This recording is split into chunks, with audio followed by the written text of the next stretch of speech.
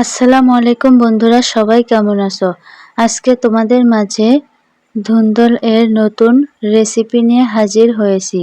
সম্পূর্ণ রেসিপিটি দেখতে হলে ভিডিওটি না টেনে দেখতে থাকো। তো চলো মূল রেসিপিতে যাওয়া যাক।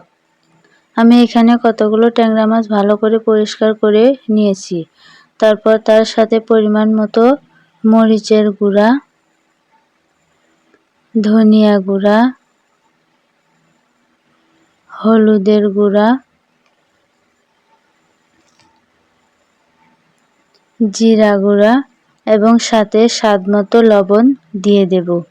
তারপর তার সাথে রসুন বাটা, পেঁয়াজ বাটাও দিয়ে দেব এবং পরিমাণ মতো পানি দিয়ে দেব। তারপর চুলায় একটা কড়াই বসিয়ে দিয়ে তাতে পরিমাণ মতো তেল দিয়ে বাটিতে রাখা সবগুলো উপকরণ দিয়ে দেব। তারপর নেড়ে চেড়ে ভালো করে কষিয়ে নেব।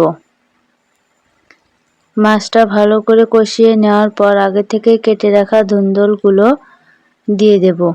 তারপর নেড়ে চেড়ে একটা ঢাকনা দিয়ে ঢেকে কিছুক্ষণ ধুন্দলগুলো মাছের সাথে কষিয়ে নেব। তারপর ঢাকনাটা তুলে পরিমাণ মতো ঝোল দিয়ে দেব। যেহেতু ধুন্দল থেকে পানি ছাড়বে তাই পানিটা একটু কমিয়ে দেব। তারপর নেড়ে চেড়ে ঢাকনা দিয়ে ঢেকে আরও কিছুক্ষণ রান্না করে চুলা থেকে নামিয়ে নেব। আজকে এ পর্যন্তই। আগামীকাল নতুন আরেকটি রেসিপি দেখার আমন্ত্রণ রইল। সে পর্যন্ত ভালো থাকবেন, সুস্থ থাকবেন। ভিডিওটি শেষ পর্যন্ত দেখার জন্য ধন্যবাদ।